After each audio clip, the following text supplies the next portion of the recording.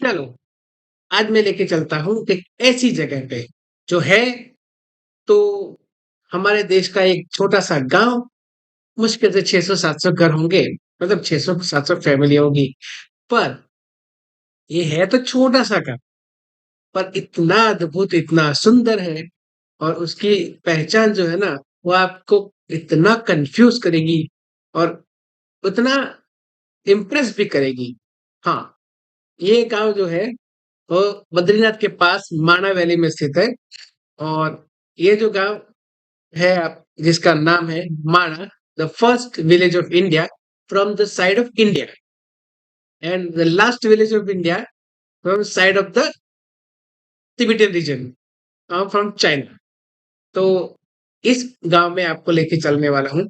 ये गांव की विशेषता ये है कि ये गांव में बहुत सारे ऐसे पॉइंट्स भी हैं जहां से आपको महाभारत काल के कुछ सबूत मिलेंगे और कुछ पॉइंट ऐसे भी हैं जो आपको इतने कंफ्यूज करेंगे कि आप सोचते रह जाओगे ये क्या जगह है। सुंदर वैली, गहरे पहाड़, सॉरी ऊंचे पहाड़ और गहरी वैलियों के बीच में बसा है ये छोटा सा गांव। बद्रीनाथ से मात्र 4 किलोमीटर की दूरी पर माणा वैली में बसा हुआ माणा गांव और इसी गांव से आगे लगभग 40 या 50 किलोमीटर की दूरी पर माणा पास आता है। माणा पास पे सिर्फ और सिर्फ इंडियन आर्मी के जवान ही जा सकते हैं, सिविलियंस नहीं जा सकते, ऐसा मेरी जानकारी में है। और वही वो जगह है जहाँ इंडो तिब्बतन चाइना बॉर्डर है। जी हाँ गाइस, ये गांव हमारे देश का पहला गांव इसीलिए कहा जाता है क्योंकि ये इंडो तिब्बतन चाइना बॉर्डर पर मौजूद है और अद्भुत सुंदरता तो इसकी है ही। और इस ये जो सामने आपको गेट दिख रहा है उसके ऊपर लिखा है सीमांत गांव माणा में आपका स्वागत है। एंट्री के साथ ही आपको वॉशरूम मिल जाएंगे। गांव बहुत ही कंजेक्टेड सी जगह में है, मतलब पतली पतली गलियां हैं, खुला खुले रास्ते है नहीं, आप पैदल ही चल सकते हैं और कोई ऑप्शन नहीं है। आप अगर ये सोचते हैं कि भाई साइकिल ले लेंगे या टू व्हीलर ले लेंगे, भूल जाओ, कुछ नहीं मिलना वहां पे, कुछ रास्ता ही नहीं है। खाने-पीने की अरेंजमेंट मिल जाएगी। वहाँ पे लोकल लोग रहते हैं, उनकी दुकानें भी हैं जहाँ पे आपको गर्म कपड़े मिलते हैं, जो वो खुद बनाते हैं वहीं पे। ये जो सारी दुकानें देख रहे हो वैसी ही है। तो ये सब है। हम ये रास्ते पे बढ़ रहे हैं, हमने एक गाइड हायर किया है, जो वहाँ का सरपंच भी है। तो मतलब वहाँ पे प्रधान कहा जाता है, हम सरपंच कहते हैं। तो वो गाइड भैया है, वो हमें माना के बारे में कुछ जानकारी दे रहे हैं और इसीलिए हम उनके पीछे-पीछे जो सेफ जगह है या उनके हिसाब से जो सही जगह है जहाँ से वो हमें प्रॉपर डिस्क्रिप्शन दे सके कि माणा क्या है, कैसा है, तो उसके बारे में बता रहे हैं। अभी फिलहाल हम मार्केट के बीच में जा रहे हैं, देखो आपको गरम कपड़े वगैरह दिख जाएँगे। तो यार इतना सुंदर गाँव है ना, ऐसा इतना अद्भुत और सुंदर गाँव है, साथ में देखो पतली-पतली गलियाँ हैं। अभी मैंने आपको बोला था ना, यहाँ टू व्हीलर तो भूल जाओ, साइकिल भी नहीं पहुँच सकती, ऐसी जगह है। इतनी पतली-पतली गलियाँ हैं, मोस्ट प्रोबेबली मैंने यहाँ पे जो देखा, लेडीज़ ही वो वूल्स का काम कर रही थी। वूलेन्स का काम, हाँ, वूलेन्स का, गरम कपड़े। बाकी पूरा पहाड़ों में बसा हुआ छोटा-सा गाँव है।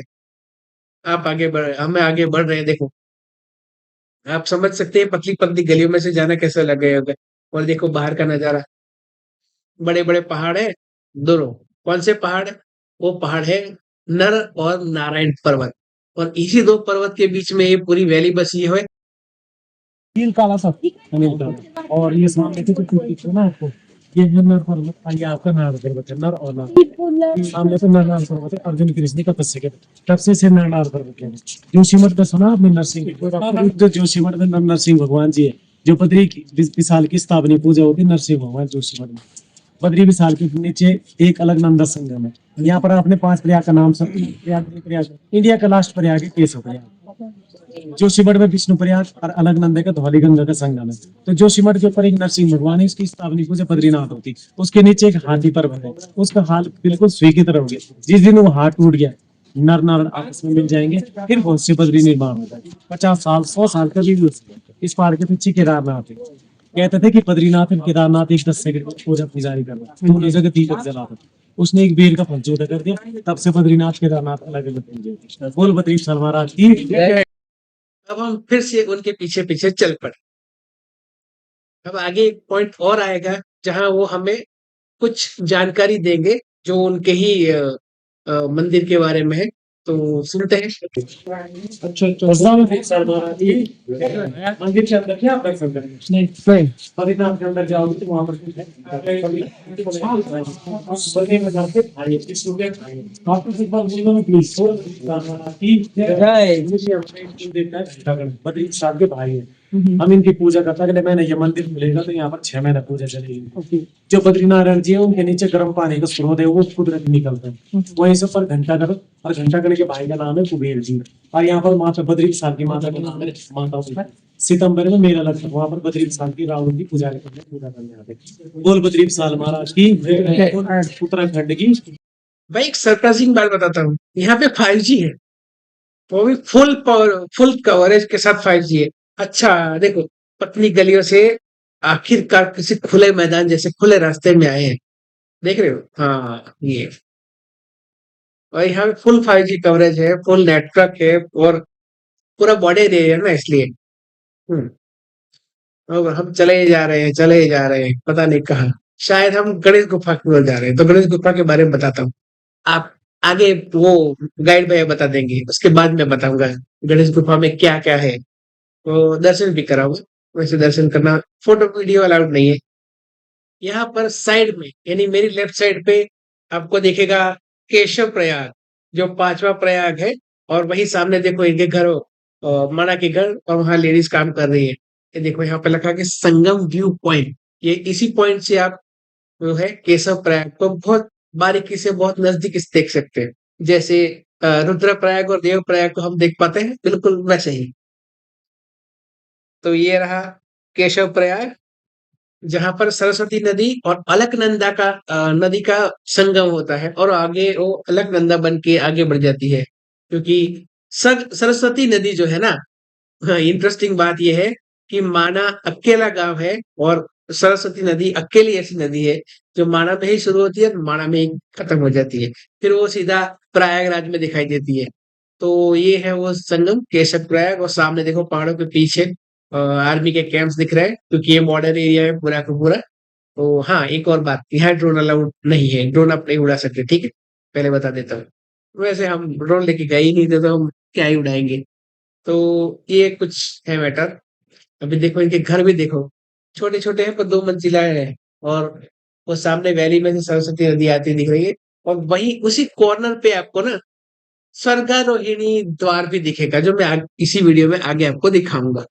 जहाँ से आप जहाँ से पांडव स्वर्ग की ओर प्रस्थान किए थे। बाकी हम आगे बढ़ रहे हैं गणेश गुफा की ओर।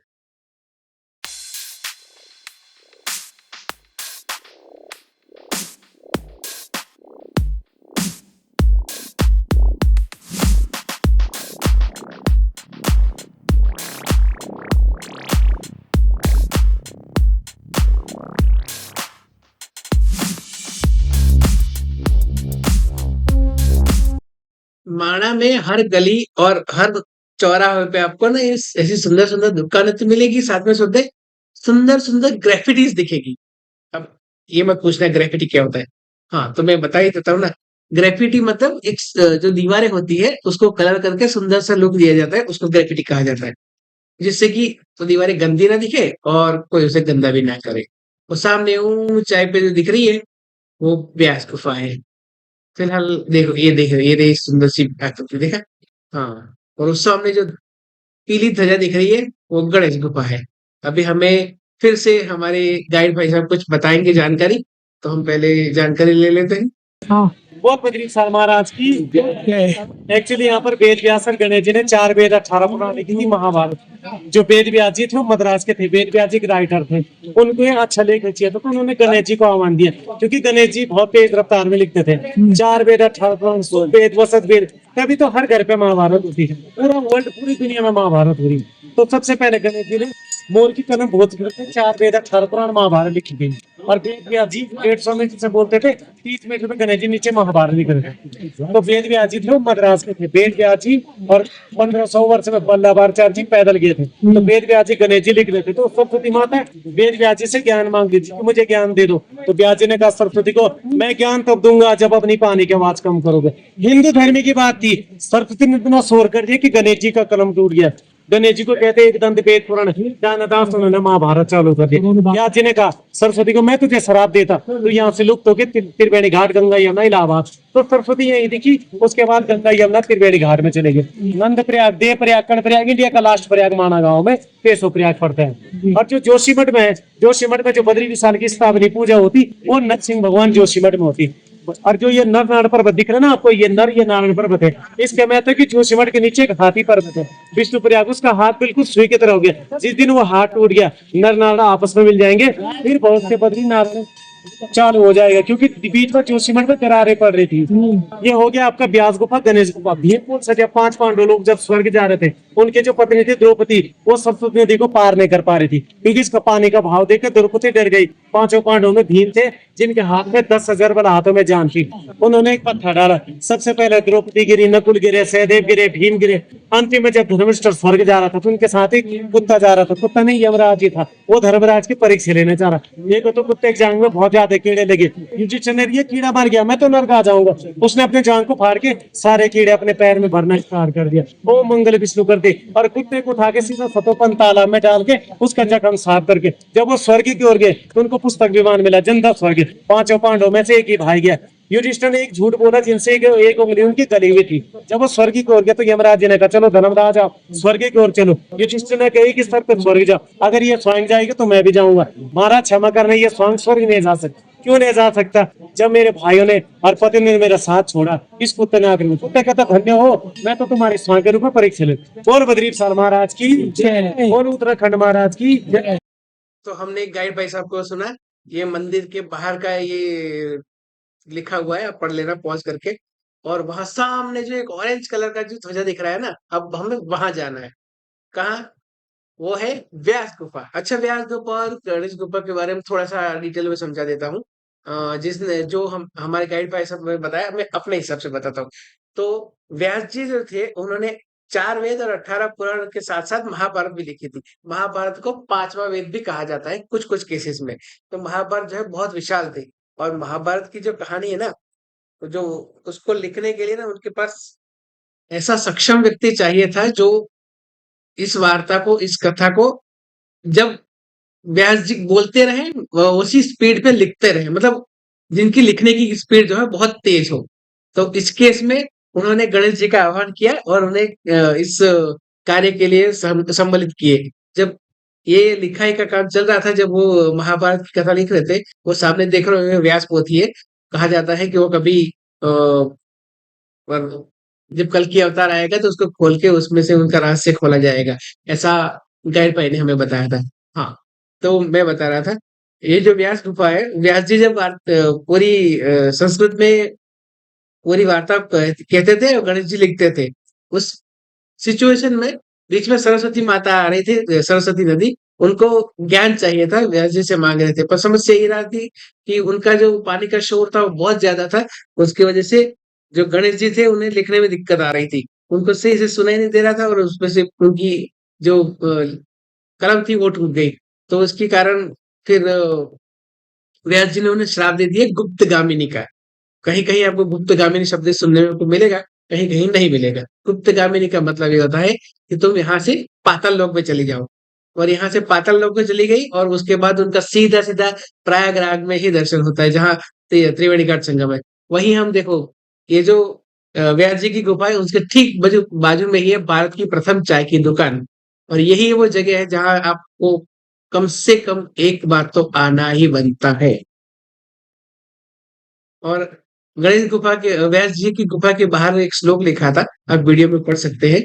अभी हम तो ये सब सिचुएशन थी कि ये जिस वजह से सरस्वती माता यहीं पर दिखती है और कहीं नहीं दिखती।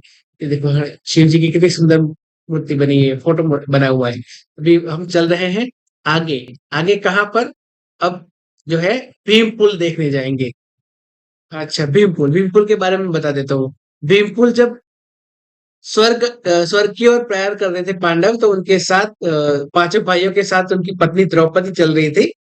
और वो पैदल ही चल रहे थे। पैदल चलते हुए रास्ते में एक ऐसी जगह आती है जहाँ सरस्वती नदी का बहुत तेज बहाव था और कोई रास्ता भी नहीं था उनको कैसे पार किया जाए। तो उसमें सरस्वती की वजह से द्रौपदी जी को डर लगा कि कैसे हम क्रॉस करेंगे, कैसे पार करेंगे। तो उस समय, क्योंकि सबसे शक्तिशाली बाहुबल में भीम ही सबसे शक्तिशाली कहा जाता है। उन्हें महाबली भी कहा जाता है। तो उनके दोनों हाथों में मिलाकर 10,000 हाथियों का बल हुआ करता था। तो उन्होंने एक बड़ी विशाल चट्टान को उठाकर और जो दोनों किनारे है उसके बीचों बीच रख दिया। और उसके बाद एक पुल का निर्माण हो गया और उस पुल के जरिए वो आगे बढ़ गए। तो इस वीडियो में आपको पुल दिखेगा कि नहीं मुझे पता नहीं, क्योंकि मैंने देखा तो था पर समझ में नहीं आया, क्योंकि थोड़ा मॉडिफिकेशन हो चुका है। अभी वो रास्ता थोड़ा जो है थोड़ा मॉडर्नाइज हो चुका है, तो समझ में नहीं आता कि पुल एग्जैक्टली कहाँ है। पर अभी जो आपके स्क्रीन पे जो सामने दिख रहा है वो स्वर्गारोहिणी द्वार का सीन है। और यहाँ मेरी राइट हैंड साइड पे कुछ ऐसी जगह भी है जहाँ मेरे सामने देखो कितने सुंदर सुंदर फूल है। और मेरी राइट हैंड साइड पे कुछ ऐसे पॉइंट्स है जहां पर गुफा जैसा पार्टीशन है, जहां पर आपको सरस्वती नदी का पानी मिलता है जो आप अपने साथ घर ले जा सकते हैं। और छोटी छोटी दुकानें भी है। और बीच में इतना सारा इतनी भीड़ थी ना वहां पे, तो चलने की बहुत दिक्कत हो रही थी। इसकी वजह से ना वीडियो में आपको ना पब्लिक ही दिखेगी। ये पूरा चट्टानी इलाका है। और अब फाइनली ये देखो, ये रहा वो पानी का जो है ना, वो भरे हुए पानी के छोटे छोटे कैंस वगैरह, बॉटल वगैरह भरी हुई है। यहाँ से आप पानी खरीद कर ले जा सकते हैं सरस्वती मैया का। और वहां ठीक सामने देखो, एक व्हाइट कलर का छोटा सा मंदिर दिख रहा है।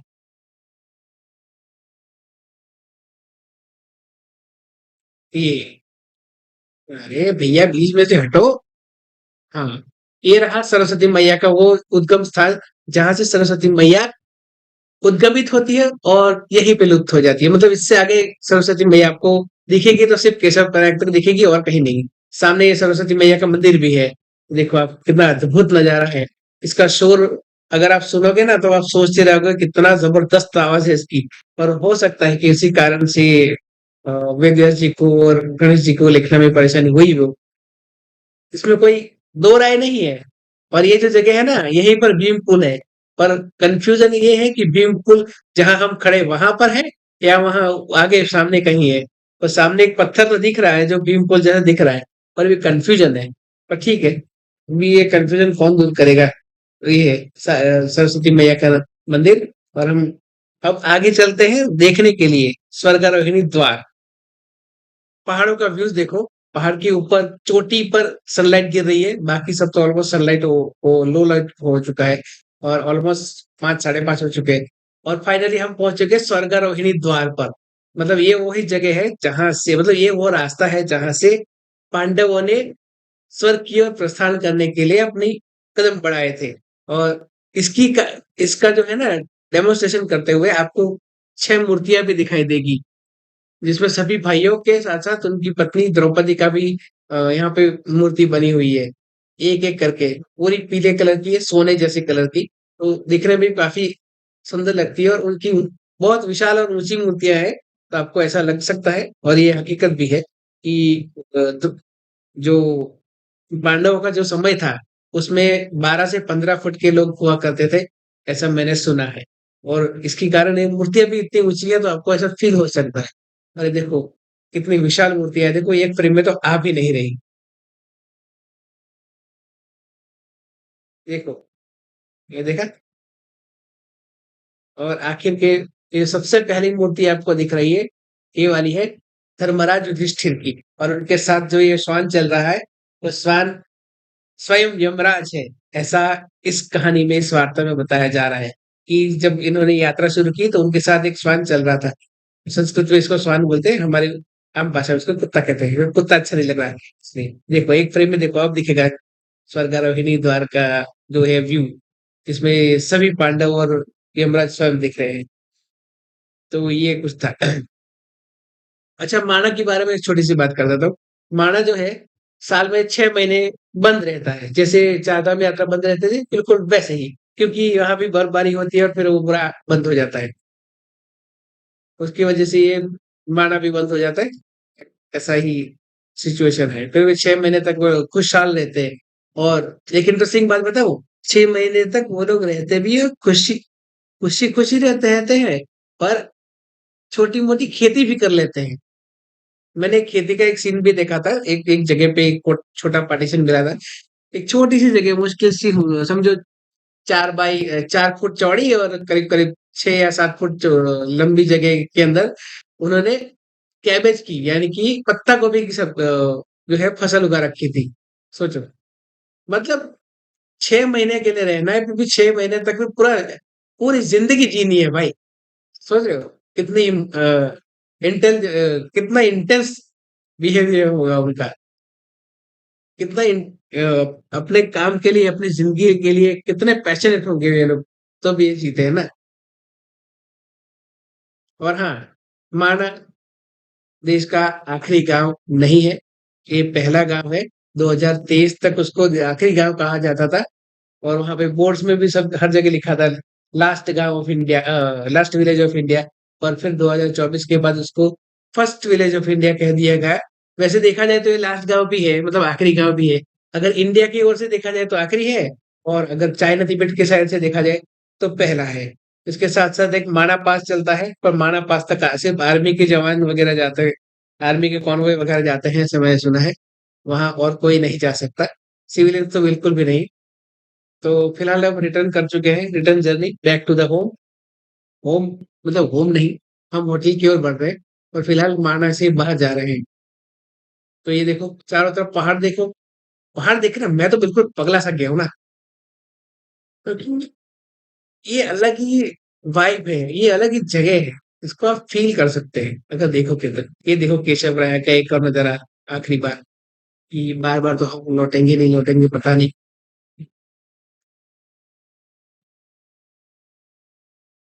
और ऊपर पहाड़, नर नारायण पर्वत और नीचे केशव प्रयाग, अलकनंदा और सरस्वती नदी का। और फाइनली वो वक्त आ गया जब हमें माना को अलविदा कहना पड़ेगा। इस सुंदर सुंदर बर्फ से सरे पहाड़ को और हरे भरे पहाड़ों को भी अलविदा कहना पड़ेगा। लौटना है कभी ना कभी, आएंगे जरूर दिल में इसकी यादें बसा के। तो ऐसा ही है कुछ। अगर मेरी तरफ से ही छोटा सा वीडियो है। अभी यहाँ से आगे मैं अपनी गाड़ी की ओर बढ़ूंगा, क्योंकि आपको देखने में दिखेगा। देखो चारों तरफ गाड़ियां ही गाड़ियां दिखेंगी भाई, कितनी गाड़ियां हैं, कितने लोग आते हैं यहाँ पे देखने के लिए। क्योंकि ये शहर देश का आखिरी गांव जो है, मतलब पहला गांव है, तो दिखना तो बनता है ना। और इतनी सारी गाड़ियां थी, उसमें से 90% टूरिस्ट है। और उनकी जो रोड साइड पे जितनी भी गाड़ियां खड़ी है ना, वो सभी की सभी गाड़ियों में कोई ना कोई आया था, जो या तो अभी अभी तक गांव से बाहर वापस नहीं आया है, या फिर गाड़ी में बैठ के इंतजार कर रहा है कि रास्ता कब थोड़ा सही हो और हम निकले। अभी जो मेरी लेफ्ट हैंड साइड पर जो गाड़ियां खड़ी है, वो वेटिंग में खड़ी है। और मेरी राइट साइड पे जो सीधी गाड़ियां एक डायरेक्शन में खड़ी है, वो सारी निकल रही है। और उनकी दूसरी साइड पे जो खड़ी है, वो भी होल्ड में पड़ी है। तो ऐसा कुछ सिचुएशन है। अभी हम अपनी गाड़ी की ओर बढ़ रहे हैं। मेरी गाड़ी वहां सामने ही दिख रही है। ऑलमोस्ट 1 किलोमीटर के आसपास दूरी है हमारी हमारी टेम्पो ट्रैवलर से। अभी तो दिख गई। गाड़ी में बैठते हैं और फटाफट चलते हैं होटल की ओर। और इस वीडियो को कर देते हैं यही अंत। और आई होप कि आपको मेरा वीडियो ये पसंद आएगा। मेरा इंटरप्रिटेशन और मेरा डिस्क्रिप्शन जो मैंने आपको प्रेजेंट किया है, आपको अच्छा लगा होगा। अगर अच्छा लगा है तो लाइक करें और कमेंट भी करें, ताकि मुझे भी पता चले और मैं इससे भी ज्यादा इंटरेस्टिंग वीडियोस बनाने के लिए मोटिवेट हो सकूं। Thank you.